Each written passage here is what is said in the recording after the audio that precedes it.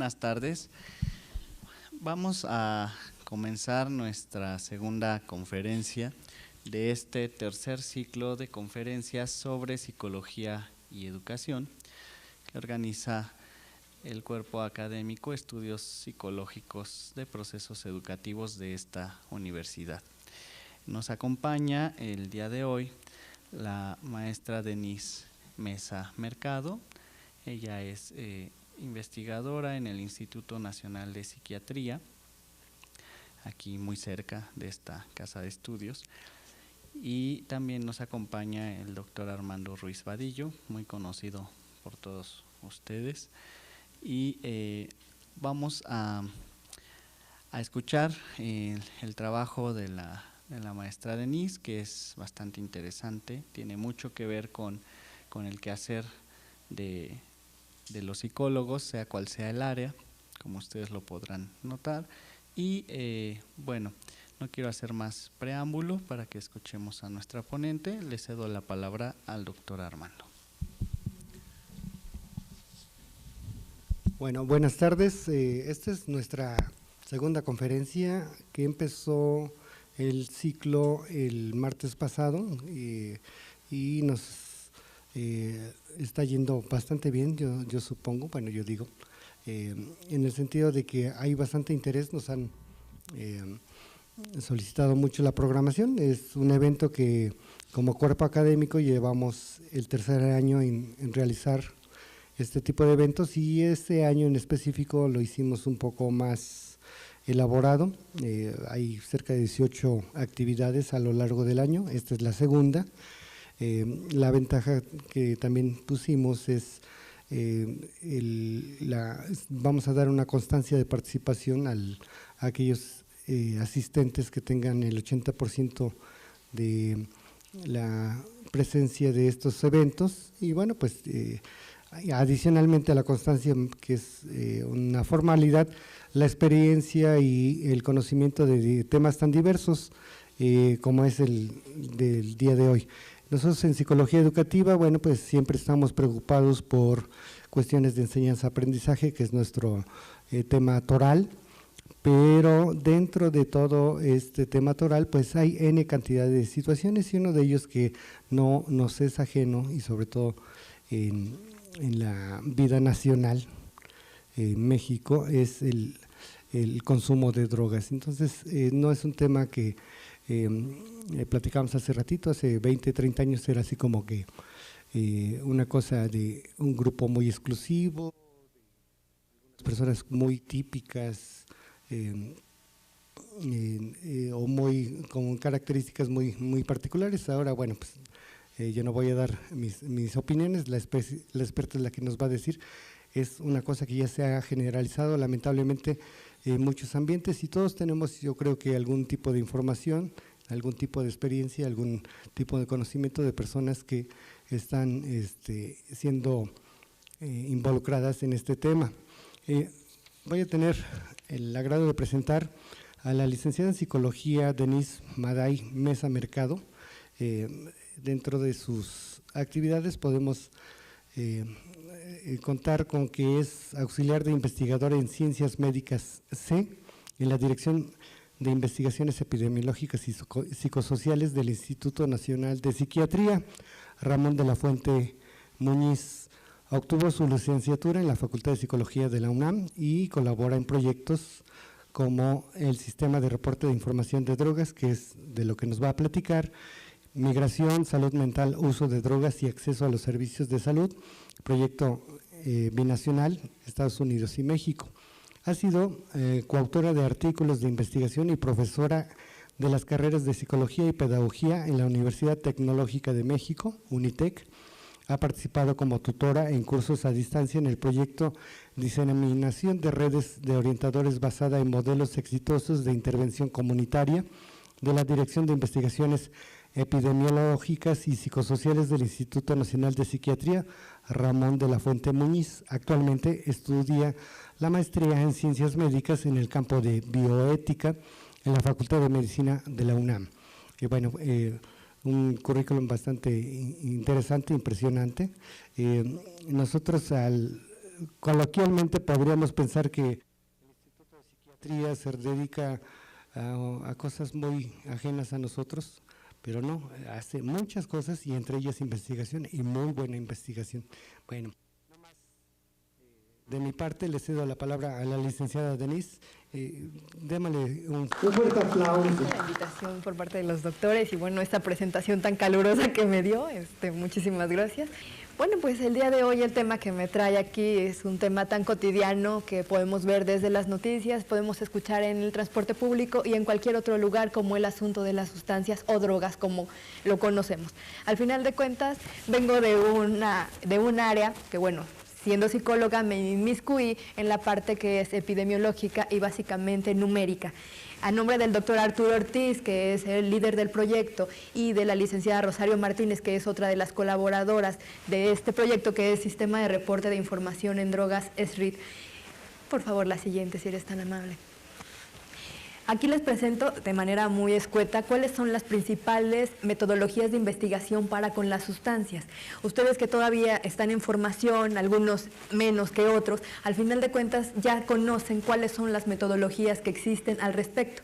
En cuestión de sustancias, lo que se ha venido trabajando, bueno, por un lado son los reportes epidemiológicos en cuestiones nacionales. Por otro lado están los enfoques mixtos, de donde viene mi proyecto, que es, bueno, no solo es a través de una encuesta, sino también hacemos algún tipo de preguntas más abiertas, como los motivos por el que ingresaron a consumir sustancias o los motivos por los que ingresaron a las instituciones. Por favor. Como antecedente del programa, en el año 1986, la Secretaría de Salud, que en ese momento, bueno, se vio obligada por otros países y por la crecida de pacientes que tenían en cuestión de consumo de sustancias, se vieron en la necesidad de formar un grupo de expertos. ¿Para qué? Para llevar a cabo no solamente atención, sino investigación. Para ello, convocaron a varias de las instituciones, entre ellas el instituto, en ese momento, Instituto Mexicano de Psiquiatría. Y bueno, parte de eso se encomienda a este instituto realizar el proyecto Sistema de Reporte de Información en Drogas. ¿Qué es este proyecto? Bueno, el sistema de reporte es un mecanismo de recolección de datos proveniente de diversas instituciones mediante criterios y procedimientos previamente definidos. Esto es, las instituciones de salud y de justicia del Distrito Federal son las que colaboran con el sistema de reporte de manera semestral cada junio y noviembre de cada año por 25 años ya, dándonos sus datos respecto a las personas que ingresan por consumo de sustancias, sea que hayan ingresado por robo a mano armada, pero que dentro de esto la persona haya consumido sustancias, inmediatamente se le aplica ese instrumento. O otra persona que llegó a una institución a solicitar tratamiento para adicciones, también se le pregunta si quiere colaborar respondiendo unas preguntas y bueno, también se le aplica. Este mecanismo va a proporcionar un panorama del abuso de sustancias que es permanentemente y actualizado. Esto es, en México existen diferentes maneras de medir el consumo de sustancias. Entre ellas está la encuesta nacional de adicciones. Es una encuesta que, bueno, a todo el país es representativa, por eso vale tanto, porque al final de cuentas toma las metodologías más avanzadas en cuestión epidemiológica para saber cuántas personas en nuestro país están consumiendo sustancias. Sin embargo, esto se aplica cada 5 años. Ahorita, por petición del señor presidente, se acaba de concluir una y estamos en espera de que ya esté formulada, al año de que ya se había sacado la del 2011, va a salir la de 2012. Entonces, bueno, pero al final de cuentas, este sistema lo que proporciona es al momento cuántos entran a instituciones por consumo de sustancias, cuántos a salud, cuántos a justicia, y por lo menos se está reportando de manera más expedita, no se amplía tanto. A 5 años el panorama de las drogas cambia mucho. Entonces, por lo menos se tiene alguna proporción o algunos datos que estimar para prevención, para políticas públicas, o si no la otra, también para reportar a otros países que también están interesados en saber cuál es la situación del consumo de drogas en México. ¿Cuáles entonces son las variables que va a manejar este reporte? Bueno, las primeras son las que necesitan saber las instituciones, esto es, conocer desde el perfil sociodemográfico, entre que es hombre, que es mujer, las edades que tienen, el nivel de educación, que es muy importante, también entonces el nivel socioeconómico en cuanto a dinero, también en otras cuestiones la razón por la que comenzaron el consumo, así como las sustancias que están consumiendo. No es lo mismo, en este caso me estoy refiriendo a sustancias ilegales, porque al final de cuentas son las que tienen el estigma más grande. O sea, nosotros ya nos acostumbramos al alcohol y la figura del tabaco no es existente y no nos alarma, pero si sabemos de sustancias, entonces cambia la perspectiva que se tiene sobre la persona. Entonces es vista como un criminal o como un malvado o como un enfermo. Quizá no lo era o quizá no lo es, pero al final de cuentas estos mecanismos lo que intentan es poner la figura de la persona en cuestión de cuánto consume, no en darle una etiqueta. También entonces la OMS también está interesada y variables que la OMS propone también se incluyen. Por favor. Aquí está la lista de algunas de las instituciones que colaboran con nosotros por son 44 instituciones, más o menos, eso va cambiando también cada semestre o cada año dependiendo, y bueno, también va a depender mucho de las políticas en cuestión gubernamental. No sé, ahora que viene el cambio de gobierno y demás, nos vamos a ver en la necesidad de contactar nuevamente a las instituciones y saber, bueno, cómo vamos a manejarnos en ese sentido. Pero al final de cuentas ustedes pueden ver qué tipo de instituciones son las que colaboran con nosotros, desde las que son de totalmente atención a la salud mental, que serían los psiquiátricos, así como ministerios públicos o lo que ahora se conoce como centros de operación estratégica, que son lugares que la PGR manifestó para que solamente vayan personas con portación de drogas o consumo en la calle. Bueno, entonces el SRID va a cubrir las necesidades de investigadores, de padres de familia, de profesores, de propios usuarios y a alguna persona que quiera saber sobre el tema. Ustedes pueden consultarlo en la página del Instituto Nacional de Psiquiatría, solamente que ahorita no van a poder jalar el reporte porque estamos en la veda electoral, entonces han dado que por el momento no, cualquier otra página que vean gubernamental tiene como cierto bloqueo para jalar cierta información que ellos consideran que no por el momento. Entonces, bueno, después de julio ya van a poder ustedes ver los reportes que tenemos y, bueno, cómo van los resultados. Sin embargo, aquí traigo una parte de ellos hasta donde me permitieron, porque al final de cuentas también en esa veda entra también en lo que vamos a exponer en ciertos eventos y aunque sean académicos a veces no los respetan. Entonces, bueno, pero sí les traigo unos que pueden sernos de mucha utilidad, sobre todo para aquellas personas que están muy necesitadas en este sentido de hacer programas, porque sé que la mayoría de nosotros somos psicólogos educativos y al final de cuentas no es que estén tan lejanos, la verdad es que en este momento es donde cruza esta información que puede servir como un diagnóstico para que ya no tengan que volverlo a elaborar, o por lo menos que en el Distrito Federal cómo se está viendo esta situación del consumo de sustancias, porque muchos podemos tener la idea de cuál es la sustancia que más se consume. Ahorita lo vamos a ver, al menos lo que reporta el sistema de reporte de información en drogas. ¿Okay? El diseño, bueno, pues va a ser un estudio descriptivo que se basa en encuestas semestrales, nuevamente lo repito, y bueno, mediante un muestreo convencional. Esto es el que llega, no es un muestreo aleatorio, es más bien la persona que llega y acepta colaborar. Bueno, el instrumento que aplicamos nuevamente es la cédula de información individual sobre consumo de sustancias, que bueno, consta de 3 hojas, y que bueno, lo capturamos en el Instituto Nacional de Psiquiatría. Una vez que nosotros nos presentamos con las instituciones, les hablamos del proyecto y si ellos desean colaborar, entonces nosotros capacitamos ya sea a enfermeras, ya sea a médicos, ya sea a profesores o quienes estén resguardando ahí, a veces suele ser abogados también, quienes se encarguen directamente de recibir a esas personas que llegan por cualquier motivo. Nuevamente, salud o justicia, cualquiera de las dos. Y bueno, en este orden de ideas nosotros los capacitamos en el cómo entrevistarlos, desde el trato para con ellos, el preguntarles si es necesario y si la persona quiere acceder a contestar. Si la persona no está en esa disposición, inmediatamente se termina y no contesta. Entonces esa es una parte para nosotros muy importante. Por parte de la ética, al final de cuentas, es una persona al final. Entonces no es el criminal nuevamente, no es el enfermo, es una persona y bueno, si quiere ser entrevistada, con todo gusto que nos dé sus datos, si no, bueno, pues se agradece y ya. Entonces nosotros hacemos eso, posteriormente entonces les dejamos cierto material que ellos calculan más o menos cuántas personas llegan a su institución durante estos meses, dejamos ese material, al mes siguiente, o sea, lo dejamos todo junio o todo noviembre. Digamos que en diciembre nosotros ya estamos recogiendo los instrumentos para llevarlos al Instituto Nacional de Psiquiatría y ahí codificarlo y hacer todo lo necesario para analizar ya directamente las estadísticas. ¿Okay? La siguiente, por favor. Nuevamente, la otra, por favor. Ahora van los resultados.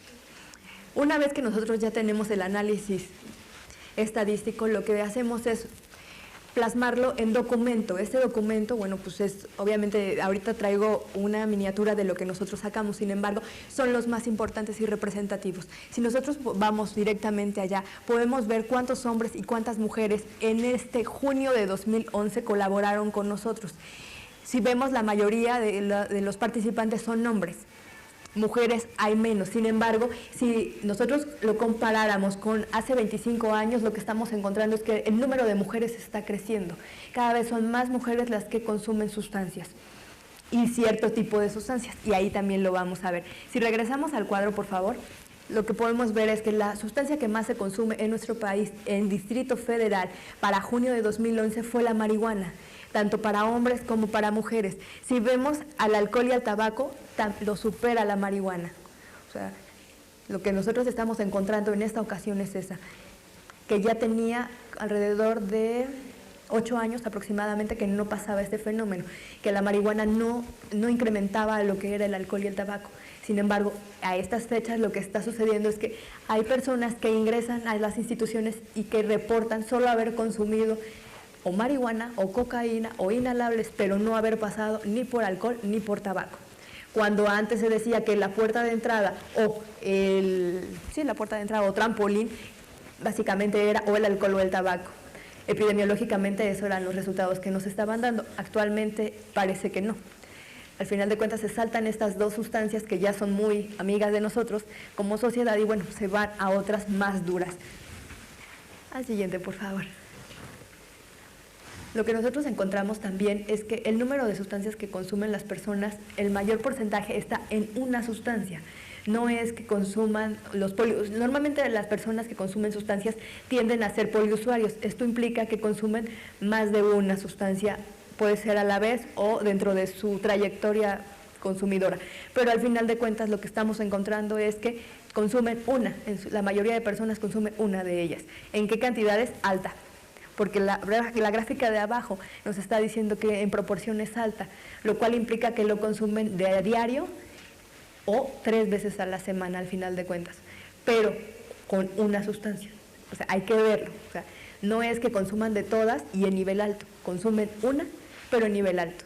Y en este caso, si estamos hablando de que es marihuana, y consumen esa marihuana en nivel alto, nos está hablando de personas que sí la están consumiendo de a diario o 3 veces a la semana o 3 veces al día. Entonces, bueno, la sustancia de inicio nuevamente, esto implica, excluyendo alcohol y tabaco, que muchas personas, ya se los decía, solamente consumen estas sin necesidad de haber consumido alcohol y tabaco, nos marcan que la mayoría de ellos está en consumir marihuana. Sin embargo, hay personas que reportan ya estar consumiendo cristal o estar consumiendo crack la primera vez de uso de alguna droga. Entonces, ahí habría que ver en cuanto a la peligrosidad que implica. Cuestión, cuando nosotros hablamos de marihuana, sí, claro que hace daño, el café también lo es, pero al final de cuentas, el nivel de daño que puede estar provocando ciertas sustancias es distinto. Cuando nosotros les hablamos de cristal, es una droga demasiado ruda, y si lo hacen a etapas jóvenes, es mucho peor todavía.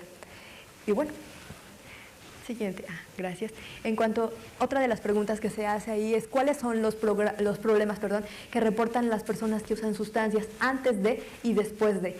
La mayoría de las personas nos reporta estos tres grupos de problemas que les marcamos aquí, que por un lado el familiar es el mayor, por otro lado está el académico, antes de.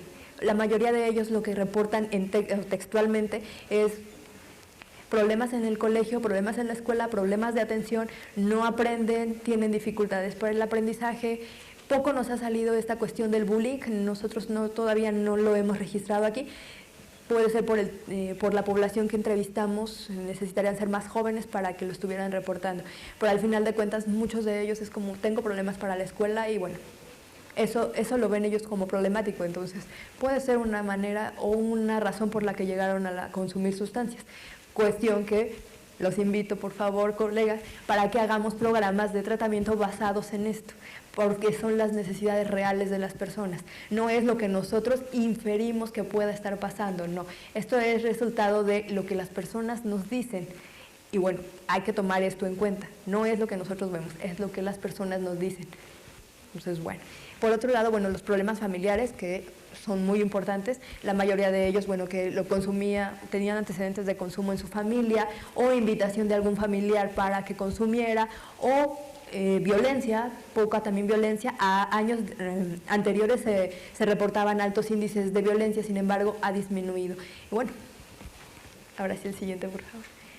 Si ustedes ven en esta gráfica, bueno, en este cuadro, perdón, están las 4 sustancias más consumidas, o 5, perdón, sustancias más consumidas. Por un lado tenemos a los inhalables, también nuevamente ingresa la marihuana, está la cocaína, también entonces pueden ver los sedantes, tranquilizantes y las sustancias o otras drogas no médicas como las llamamos en mi proyecto. Sin embargo, son aquellas sustancias químicas, aquellas sustancias de síntesis como las metanfetaminas, las tachas o otros nombres que se incluyan. Entonces, si podemos ver las edades, nuevamente los hombres son los mayores consumidores, posteriormente entonces el estado civil, solteros en su mayoría, sobre todo para las sustancias como marihuana. En cocaína son poblaciones mayores y son poblaciones ya con cierta edad, con cierta estabilidad, tienen más dinero para poder comprar la sustancia. En el caso de la marihuana, muchas es con estudiantes, algunas también es personas con empleo, pero al final de cuentas son personas activas, esto es productivas. No podemos estigmatizarlos nuevamente en que todo usuario de sustancias ya no le sirve a la nación como lo quieren hacer ver. Al final de cuentas aquí nos está presentando que en la mayoría de casos, los porcentajes nos están dictando que son personas que o estudian o trabajan. No son lo que peyorativamente les dan a llamar ninis. A mí no estoy muy de acuerdo con esa etiqueta, ninis, porque ni encuentran trabajo o porque ni se quedaron en las escuelas, o eso no lo analizamos, solamente es de no estudian y no trabajan. Sin embargo, hay más allá. Pero bueno, entonces en cuanto a la escolaridad, sí se centra, esto sí es cierto, que es sobre lo que implicaría secundaria y preparatoria. Obviamente estamos hablando de jóvenes, no estamos hablando ni de menores, ni tampoco de gente mayor, aunque sí es cierto que tenemos algunos casos que por ahí se van, que son o han llegado niños de 6 años que fueron encontrados en las escuelas, y es lo mínimo.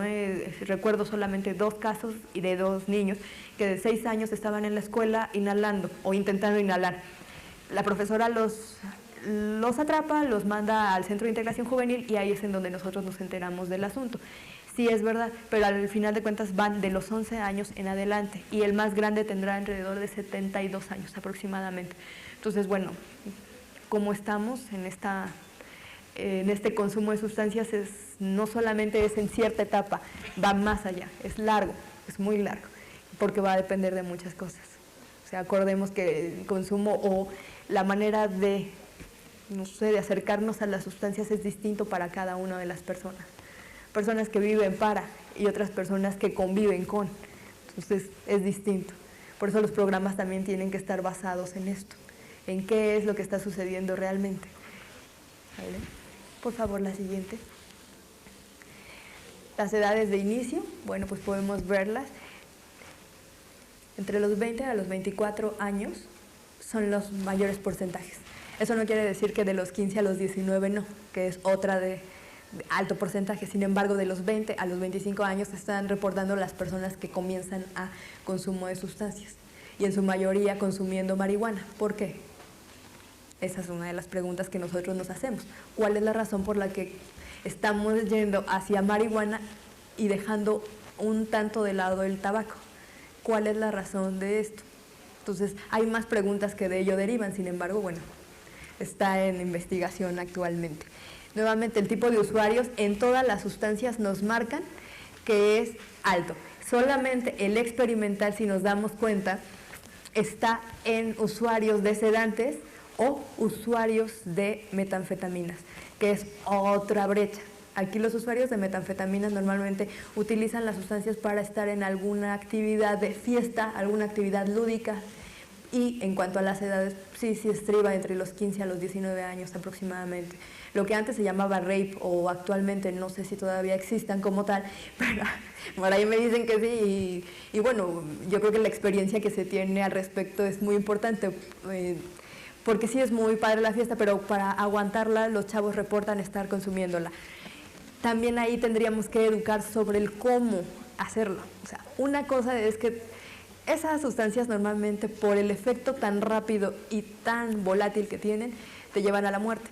Si no te hidratas, o sea, tienen ciertas características que si un buen dealer o un buen vendedor no les dice, se los lleva al hospital en situaciones extremas. Entonces, bueno, ahí es como ¿qué estamos haciendo para prevenir? ¿Ha funcionado lo que hemos llevado por cuántos años? Yo les estoy hablando de un proyecto de 25 años y un proyecto que ha encontrado proporciones similares, no ha mejorado, sí ha mejorado. Al final de cuentas, la prohibición ha llevado ¿hasta dónde? Algo tan simple como ustedes, como más cercanos a lo que es la parte educativa, podrán haber escuchado como muchas secundarias que se quejan de que sus alumnos están ya consumiendo inhalables dentro de la escuela y que además lo consumen perfumado. De alguna manera es como guardar un poco el anonimato sobre la sustancia o con cierto sabor. Esto del sabor no lo sé tanto porque al final de cuentas lo inhalan, pero les sabe, supongo que sí están conectadas, pero bueno, y se los venden en la calle. Algunas chicas también están utilizando tampones impregnados de alcohol. Imagínense los riesgos de salud para con esas chiquitas. O sea, al final de cuentas, todo lo que podamos imaginar sobre las sustancias a veces ya nos extralimita, o sea, ya nos dejó atrás. Entonces, ¿qué es lo que tenemos que saber? Es estar actualizados, no asustarnos. Al final es trabajar para el apoyo de las personas, para el apoyo de las familias, para el apoyo de los alumnos, para el apoyo de los jóvenes, para el apoyo de las personas. Al menos eso es lo que hacemos como psicólogos.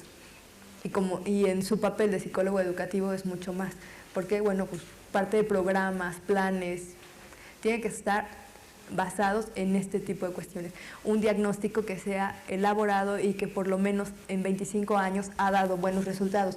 Políticas públicas también se ha llevado a cabo con estas cuestiones, o sea, dando los resultados, no solo de este proyecto, también de la encuesta nacional de adicciones que les hablaba, pero bueno, al final de cuentas cada estado tendrá su manera también de resolverlo, porque es cierto que nuestro Distrito Federal está presentando ciertas características que no son las mismas que están presentando en otro lugar, muy cercano al Estado de México, que al final de cuentas tienen otra manera de. Entonces, ahí es como vamos a ver desde dónde lo estamos elaborando, cómo lo estamos estudiando, y bueno. La siguiente, por favor. Aquí es una cuestión para que ustedes vean lo que les hablaba respecto al crecimiento que tiene la marihuana, el consumo de alcohol y el consumo de tabaco. Ustedes pueden verlo. La marihuana es la que tiene pero regresas fuerzas. Ya vamos a terminar, te lo prometo.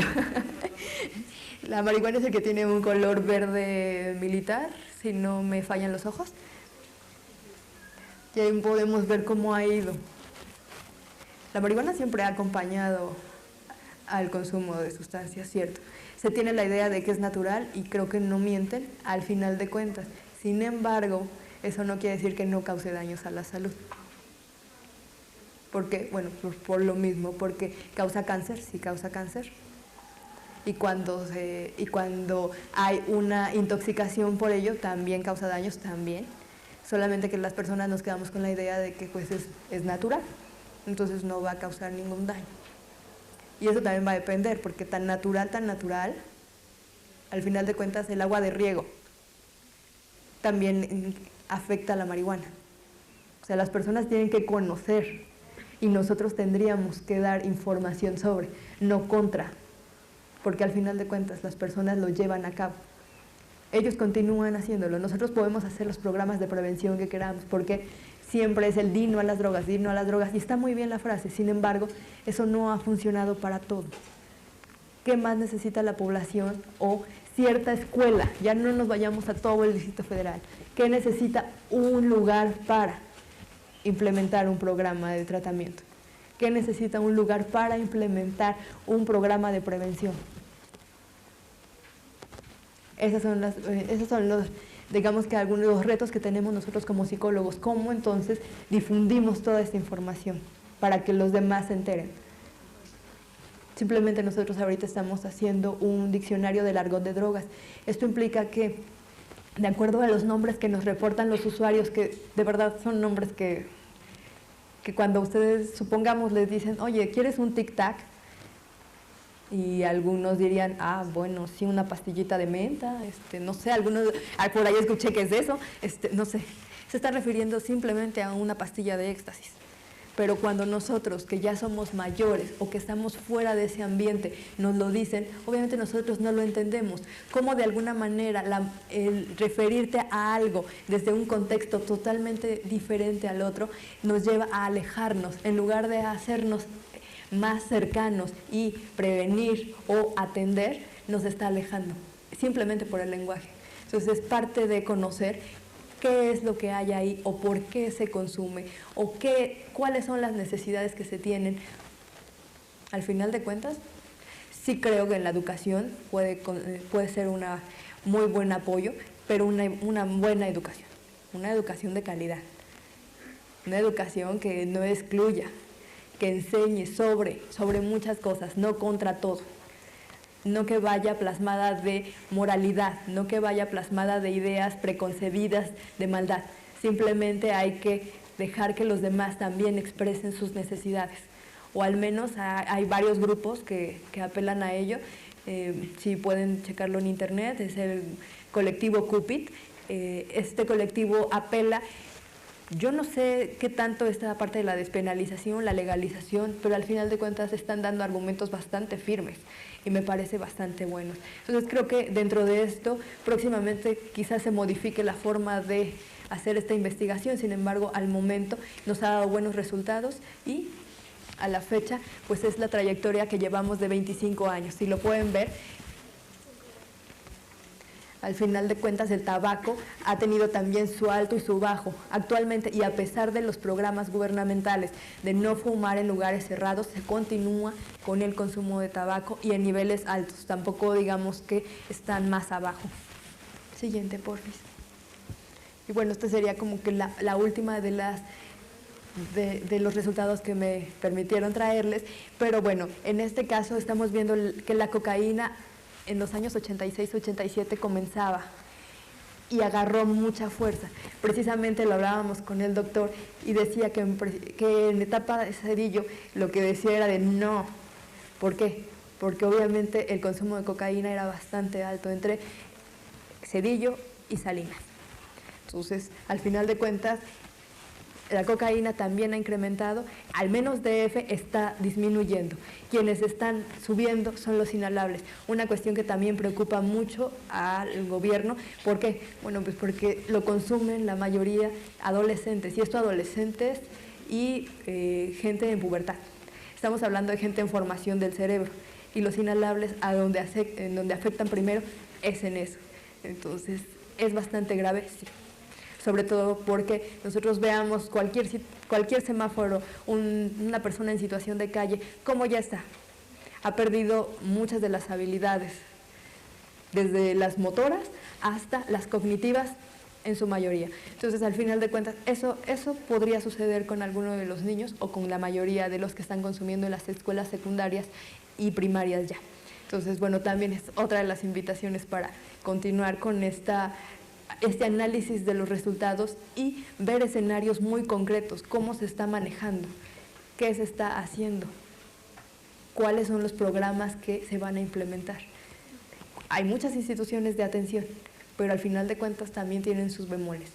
¿Cómo es que a lo mejor el envío desde una escuela y la trayectoria que tienen que hacer hasta llegar a la institución, que a veces no es tan simple como ya llegué con mi niño, que me lo envían de la escuela, sino tienes que llenar formatos y tienes que llenar otras cuestiones. Entonces, desde ahí también está la invitación. Cómo el acceso a los servicios de salud, cómo está en nuestro país, cómo está en nuestro Distrito Federal. ¿Vale? Muchísimas gracias, chicos.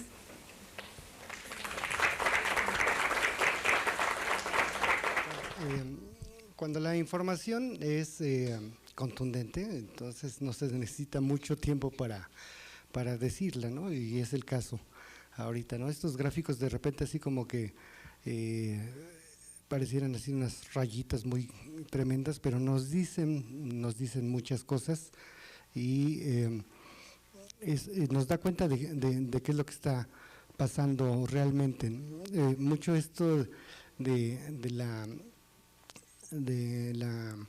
vamos a decirlo, censura a veces, porque se piensa que, bueno, mejor no hablamos del tema porque es un tema tan delicado, que mejor no hay que hablarlo, y además políticamente también no es muy correcto, o incluso también es muy difícil aceptar que nosotros ya estamos involucrados en estos fenómenos, hace que no tengamos información.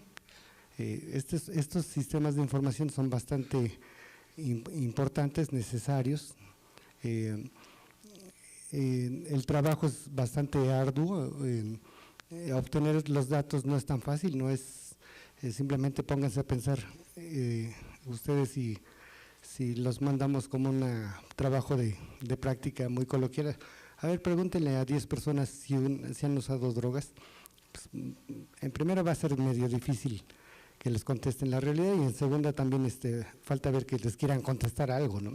Entonces, sí es un trabajo arduo, y además sistemático, como es el caso, nos da mucha información y nos da cuenta de lo que está pasando. Lo que decía también la ponente es cómo ha habido el cambio de sustancias y de hecho mucho nos quedamos, lo que estábamos platicando hace ratito, nos quedamos mucho con la idea según los tiempos de cada quien. Digamos, en mi caso no voy a ser relatoria de que soy más grande o más… bueno, pero sí al menos un poquito mayorcito que ustedes, que la mayoría de ustedes, pues obviamente el concepto de drogas era como muy básico, ¿no? Había marihuana, inhalantes y cocaína, pero la cocaína era así como una cosa muy ajena, muy de élite, incluso pensábamos, ¿no? Nomás los políticos y los grandes empresarios lo tenían. Ahora tenemos N cantidad de cosas que incluso en la escuela, aún así, a pesar de que tengan corta edad, niños de 8 o 10 años saben perfectamente estos del tic-tac, que no sabía. Y hay estas famosas drogas de diseño, ¿no? Que son básicamente químicos, ya no son drogas naturales. Habría que cuestionarse mucho el decir si una droga natural es menos mala que una droga química. Sería una discusión muy tremenda, pero efectivamente una droga química todavía es más compleja porque ni siquiera es un elemento natural. Por ejemplo, que yo recuerdo en Bolivia, pues la hoja de coca es una planta natural endémica y necesaria. Incluso ellos en La Paz, Bolivia, tienen una altura bastante grande y es un digestivo, o sea, no pueden vivir si no consumen la hoja de coca, pero estamos hablando de la hoja de coca natural, la mastican, ¿no? De hecho, yo tuve la oportunidad de ir a Bolivia y en el coffee break nos dan té de hoja de coca, entonces así como, ¿qué me van a poner pacheco?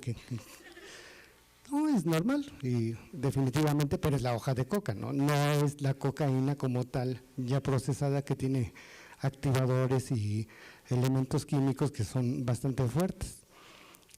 La otra cosa es que, bueno, finalmente geográficamente nosotros somos un país de paso. tiene que pasar la droga hacia Estados Unidos y hacia Europa, entonces hay mucha droga que se queda aquí y pues obviamente es como todo, es un mercado y si se queda pues se tiene que vender. Entonces ese es otro de los problemas, que se está generando consumo. Es como decir, bueno, nosotros consumimos muchas tortillas, pues bueno, estamos acostumbrados a las tortillas, pues bueno, no esperamos que estemos acostumbrados a la cocaína, ¿no? Entonces sí hay muchas cosas que son importantes y que sí tendríamos que entender desde el punto de vista social, desde el punto de vista educativo sobre todo, ¿no? Bueno, no sé, yo creo que puede haber muchas preguntas muy interesantes que podemos hacerle a la ponente, algunas inquietudes, algo que tengan en mente por ahí. Adelante. Yo le quería comentar, si tuvieran alguna limitación con este estudio, en primer lugar, y el segundo, a mí sí me gustaría saber por qué es que no se ha podido introducir a otros estados, porque en sí, pues el Distrito Federal es parte del país. Entonces sí sería bueno que se vieran los diferentes comportamientos que hay en los demás estados, porque al final de cuentas está afectando a todos.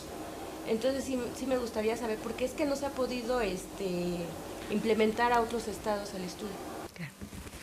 Gracias. La verdad que ambas preguntas son bastante buenas. En cuanto a las limitaciones, bueno, metodológicamente no podemos extrapolar estos resultados para decir que todos los usuarios de sustancias se están comportando de esa manera. Es una ventana que nosotros damos en cuanto a las personas que llegan a este tipo de instituciones. Sin embargo, de eso, en cuanto a escuelas, se nos va. No es algo que nosotros podamos saber exactamente en escuelas cómo se está dando el fenómeno y bueno, esa es como la máxima de las limitaciones que tiene.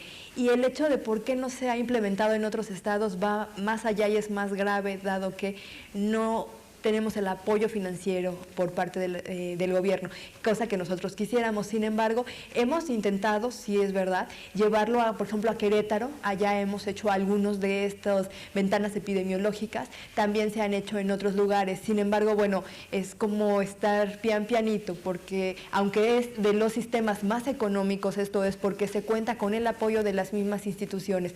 Nosotros solo tenemos que llevar los materiales, capacitar y, bueno, hacer toda la traducción de números y demás. Sin embargo, lo estamos haciendo, lo estamos intentando y esperemos que a futuro podamos por lo menos llevarlo a los más cercanos y así ir caminando pianito. Bueno, adicionalmente eso, tú me confirmas, pero es un punto muy importante. Aquí en México, afortunadamente, el estar sujeto a una adicción es un problema de salud. No es un problema judicial. En Estados Unidos, por ejemplo, sí es sujeto de violación jurídica, es un delincuente. Aquí, afortunadamente, todavía es una persona con una, digamos, vamos a decir, enfermedad, o puede ser una afección, ¿no? Estoy en lo correcto. Y eso es muy importante, porque sí, efectivamente, bueno, hay resquicios que se aprovechan, ¿no? Por ejemplo, un vendedor de droga lo que va a hacer es solamente portar la droga que va a vender, no lleva el tambache de droga que trae, ¿no? Sino nomás la dosis, y si lo agarran, pues que dicen, no, pues soy adicto, y no, me mandan del Ministerio Público, me mandan al tratamiento, y pues yo digo que sí, ya, no hay problema. Entonces sí tiene sus desventajas, ¿no? Pero sería peor todavía el hecho de que fuera ya no un problema de salud, como sí lo ve el Instituto Nacional de Psiquiatría, como sí lo ve la Secretaría de Salud, y fuera solamente un sistema jurídico, que incluso hay por algunas inquietudes políticas de judicializarlo, ¿no? Entonces eso todavía nos complicaría más. Y lo digo sobre todo esto, vamos a ponernos un escenario, esperemos que con esto saquen alguna pregunta. Ustedes van a estar en algún momento en alguna actividad educativa frente a alumnos de diferente nivel y se van a enterar o van a tener un caso en donde un alumno saben que está consumiendo o ha consumido o va a iniciar un consumo de alguna sustancia ilícita. ¿Qué harían? Entonces, no sé, a ver, ese sería un buen cuestionamiento, ¿no? Digo, ay sí, Piaget y Vygotsky y todos los señores estos saben muchas cosas, pero no saben de estas problemáticas, ¿no? Entonces, creo que nos acaba de poner a todos los que estamos aquí presentes en un grave conflicto, muy dilemático, porque al final de cuentas, ¿qué es lo que vamos a hacer? Sí, es cierto. Sí, de pronto parecería más sencillo, voy a canalizarlo a tal lugar. ¿A cuál? ¿Cómo le hago para decirle, para acercarme a esta persona? Simplemente, a veces los mismos padres no han podido con esta persona. Hablando de algo jerárquico, no estoy diciendo que los papás siempre tengan la razón, sino simplemente por una cuestión jerárquica. Los mismos padres no pueden con esa persona. Eso es lo que pasa en la investigación también de las adicciones. Eso es lo que les pasa a todos los que tienen la atención a las adicciones. O sea, son personas que a menos que quieran dejar cesar, van a poder lograrlo. Si no, no hay manera. No hay manera.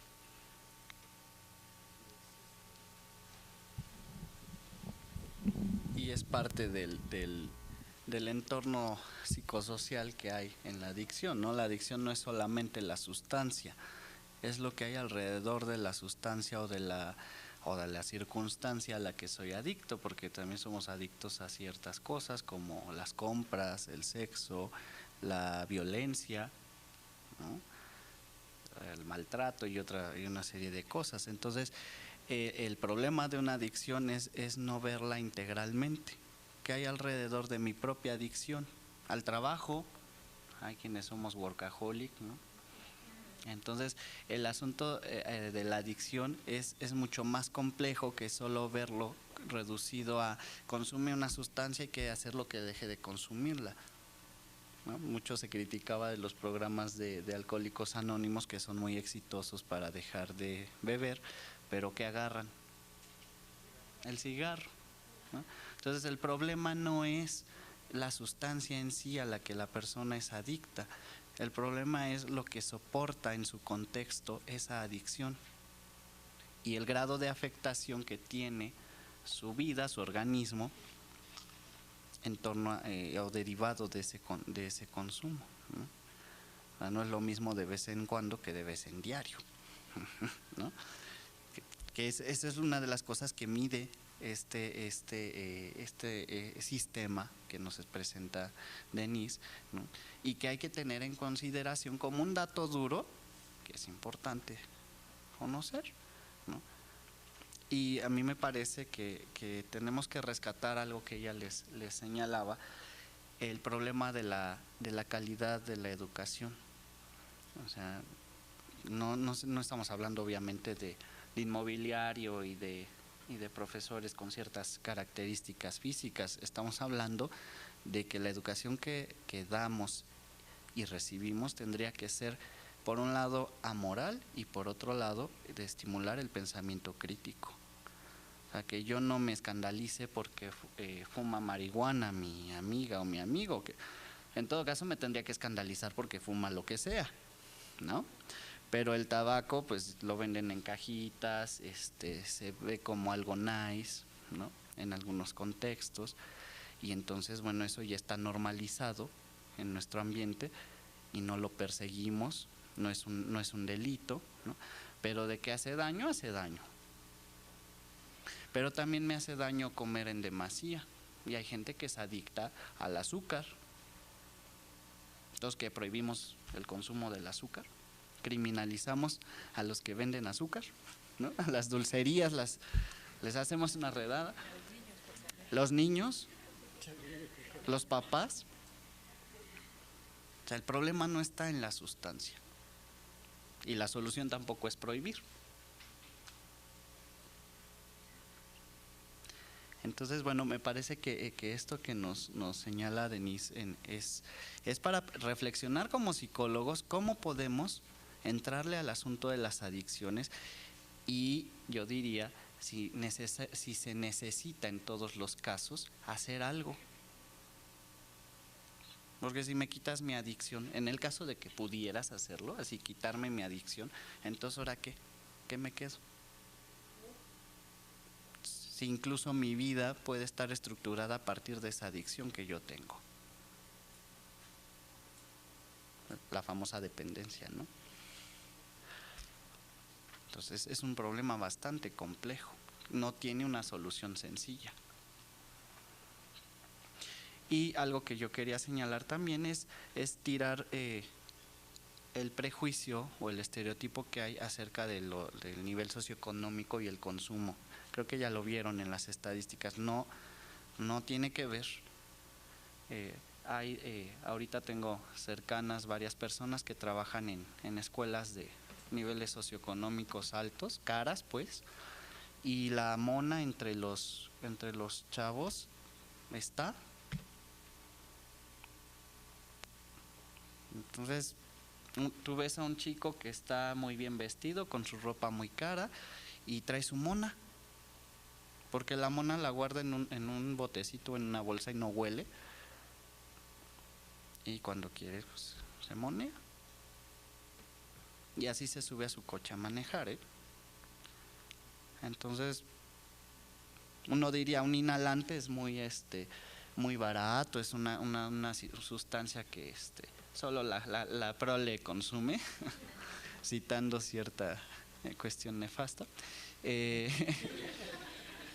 Pero no es verdad, las sustancias no tienen que ver tanto ya con eso, ¿no? Y comentábamos hace un rato, también es importante analizar cómo es que el consumo en esta ciudad, el consumo de marihuana es más alto que el consumo de otras sustancias, ¿no? Eso tiene que ver con muchos aspectos particulares de la población en esta ciudad. Hay más información, hay más nivel educativo en muchos sectores, bla, bla, bla. Podemos discutirlo por ese lado, me parece que va la explicación. Habría que ver cómo se comporta, como alguien preguntaba, cómo se comporta la encuesta con otros estados, eso se necesita. Pero bueno, ya vimos que también tiene su trasfondo político y hasta de cuestiones laborales de por medio. Gracias, Denise, por traernos esta información. Cuando yo hablo de educación responsable, sí apelo a personas consumidoras de drogas responsables, sí. Quizá muchos de mis colegas no comparten la misma visión, sin embargo, dado que la prohibición, el no por sí no ha funcionado y la gente lo seguimos haciendo. Esto que decías del tabaco, o sea, sí es verdad que nos ponen una publicidad como para darnos cuenta de qué sucede. Ya nos han informado mucho, pero los que aún continuamos fumando, con toda esa información aún lo hacemos. Sin embargo, somos muy respetuosos de los espacios en donde no debemos hacerlo, que es distinto. Eso es algo responsable. Lo mismo se podría apelar precisamente para la cuestión de marihuana. Yo no sé si la van a despenalizar, la van a hacer venta libre, yo no sé qué vayan a tomar como decisiones políticas. Sin embargo, esa información tiene que estar, sea ilegal o sea legal. Esa información sobre la sustancia sí, contra la sustancia no ha funcionado. Y este programa le llaman reducción del daño. Este programa viene una idea muy europea, muy norteamericana en un principio, pero al final de cuentas ganó la mayoría hacia la prohibición de las sustancias por cuestiones económicas y políticas, etcétera, etcétera, porque ahí la historia va muy larga, pero al final esta idea de que el consumo está existente entre nosotros, sí, y de ahí vamos a partir y cómo vamos a educarnos como sociedad y como usuarios para hacernos responsables de nuestros propios consumos. En qué momentos, en qué situaciones, como para qué y con qué. El hecho es que me haga menos daño a mí y que no dañe a terceros. Consumir una copa de vino del que ustedes se imaginen que más les ha gustado en la vida, o sea, no tiene nada de pecaminoso ni de malo ni nada y que tiene un deleite de aquellos. Sin embargo, tomarme la botella completa día a diario, eso es distinto. Le quita lo que es delicioso y lo convierte quizá hasta en algo que me está dañando y que yo no termino disfrutando. Entonces, ¿qué tanto estamos en ese tenor? O sea, ¿hasta dónde queremos? ¿Cómo queremos vivirlo? Porque al final, sí es verdad, Cada uno de los casos que yo les presento aquí, aunque ustedes los vean en números, para mí cada uno es una persona. Es una persona que consume sustancias por alguna razón muy particular, muy a su gusto, pero si es verdad que se está llegando a una institución de atención a salud, es porque necesita algo. Y ahí es en donde nuestro trabajo como psicólogos entra. Pero si es verdad que quizá esta persona tenga la idea de no quiero dejarla, o sea, sí quiero disminuirlo, pero no quiero dejarlo, cosa que los programas de tratamiento no aceptan. Exactamente, los programas de tratamiento se basan en o lo dejas o lo dejas. Y por eso es que muchas personas ya no llegan, porque no les interesa dejarlo. Sí disminuirlo, sí hacer otra forma de, pero no dejar de utilizarlo. Entonces ahí habría que reflexionar que la libertad del humano en dónde se queda. O sea, también el decidir sobre una sustancia habla mucho de la libertad que tenemos o no como personas para decidir. Pero esa libertad, si es cierto que apelo a ella, también apelo a la responsabilidad. No puedo ser solamente libre sin hablar de responsabilidad. Bueno, podríamos seguir discutiendo, pero mejor le damos ahora sí un aplauso, a nuestra invitada.